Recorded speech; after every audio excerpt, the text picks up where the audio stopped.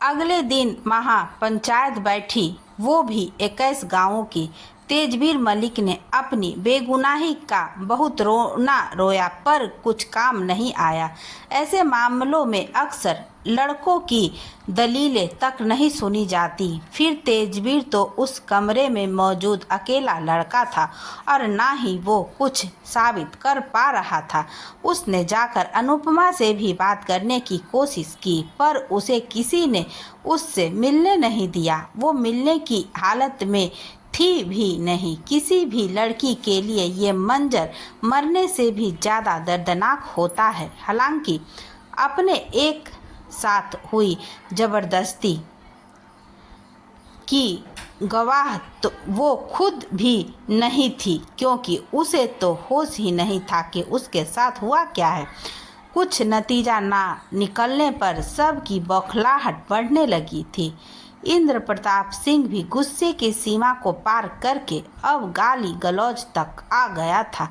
उसका कहना था कि तेजवीर ने उनकी बेटी की इज्जत खराब की है तो वो भी चुप नहीं बैठेंगे। हालत यहाँ तक बन गए हैं थे कि दो पक्ष बन चुके थे और लड़की के पक्ष वालों का कहना था कि जिस तरह उनकी लड़की की इज्जत खराब की गई है, इसी तरह वो भी दूसरे पक्ष की किसी लड़की की इज्जत खराब कर देंगे।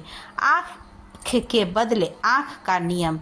ये आदिवासी जमाने के इंसाफ करने का तरीका आज भी गुस्से में सबकी पहली पसंद होता है।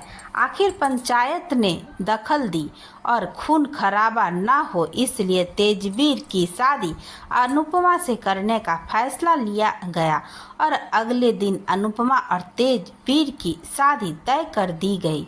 इस शादी के लिए दोनों पक्षों से कोई भी दिल से राजी नहीं था, पर जगत राज और सूर्या प्रताप के बीच एक दोस्ती का रिश्ता भी था। तो जगत राज मलिक ने उन्हें पूरा आश्वासन दिया कि उनकी बेटी के साथ उनके घर में कोई अन्याय या ज्यादती नहीं होगी।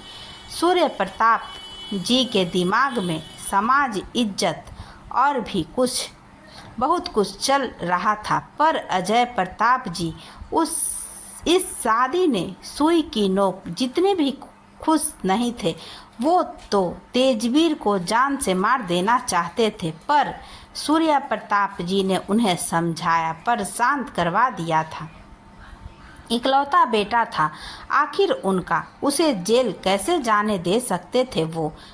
तेजवीर ने ये मानने से साफ मना कर दिया था कि उसने अनुपमा के साथ कुछ गलत किया है, पर पंचायत के दबाव में आकर और अनुपमा की हालत के चलते उसने शादी के लिए हाँ कर दिया। और लड़की की मर्जी वो तो शायद जानने की कोशिश तक नहीं की गई थी। अजीब ही नियम है इस समाज का। जिसने लड़की को इतना बड़ा घाव दिया, उसकी इज्जत को सिर्फ अपनी कुछ पल की हवस के चलते तहस नहस कर दिया। ये समाज उसे हमेशा के लिए लड़की की इज्जत का रखवाला बनाने की तैयारी करने लगा। खैर, कोई कुछ नहीं कर पा रहा था, सब बस पानी के बहाव सा बहे जा रहे थे। अगले दिन शादी के लिए सबको वहां के एक प्राचीन मंदिर में आना था। तेजवीर को बुलाने के लिए जब राजवीर जी उसके कमरे में गए तो वहां से संग्राम सोलंकी का बेटा अनिमेष बाहर आ रहा था, जिसके हाथ में एक खत था। उस खत में तेजवीर ने अनुपमा से शादी से मना कर दिया था कि वो किसी ऐसी लड़के से शादी नहीं कर सकता जो खराब हो चुकी हो, इसलिए वो यहाँ से जा रहा है। राजवीर जी को इस बात का यकीन नहीं हो रहा था, क्योंकि उन्होंने कल रात को ही तेजवीर से बात की थी और वो इस शादी के लिए खुद को तैयार कर रहा था। अगर उसे मना ही करना होता तो वो पहले हाँ ही क्यों करता, पर ये वक्त ये सब सोचने का नहीं था। राजवीर जी जानते थे कि बाहर का माहौल इस वक्त बहुत खराब होगा। वो बाहर आए तो देखा कि इंद्र प्रताप जी ने उनके पापा का कॉलर पकड़ रखा है और वो उन्हें अपशब्द बोल रहा है। उन्होंने आकर इंद्र प्रताप जी को अपने पापा से दूर किया और संग्राम सोलंकी ने भी बीच बचाव किया। एक बार फिर मसला पंचायत में पहुंच गया, पर अब किसी को भी कोई हल नज़र नहीं आ रहा था। तब तक वहाँ सबको ये पता चल चुका था कि राजवीर मलिक के यहाँ एक बेटी ने जन्म लिया है। इंद्र प्रताप सिंह जी चीख कर बोले, हमारी बेटी की इज्जत खराब करके खुद के घर में बेटी होने की खुशी नहीं, ये खुशी मैं तुम लोगों को महसूस तक नहीं होने दूंगा। सूर्य प्रताप सिंह जी, इंद्र, हमारी बेटी के साथ गलत हुआ है, इसका यह मतलब नहीं कि हम भी किसी की बेटी के साथ गलत करेंगे।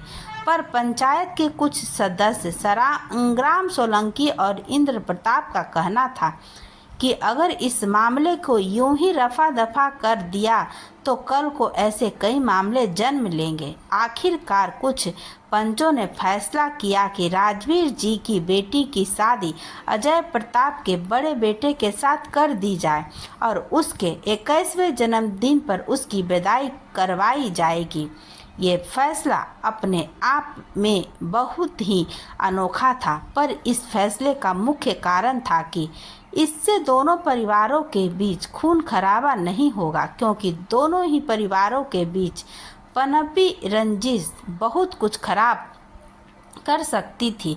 और साथ ही एक तर्क ये भी था कि तेजवीर की सज़ा उसके परिवार को मिलेगी, जिससे आगे के लिए किसी को भी ऐसा न करने का सबक मिलेगा।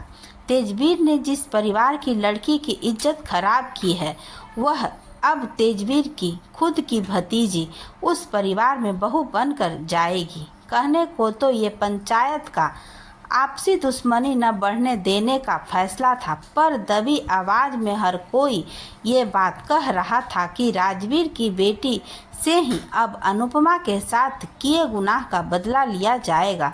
जगत राज जी ने सिर झुकाकर इस फैसले को मान लिया था और उनके पूरे परिवार ने दादा खेड़ा गांव का सबसे पूजनीय स्थान पर दिया जलाकर इस बात का वचन लिया था कि उनका परिवार और आने वाली पीढ़ी इस रिश्ते को हमेशा निभाएगी।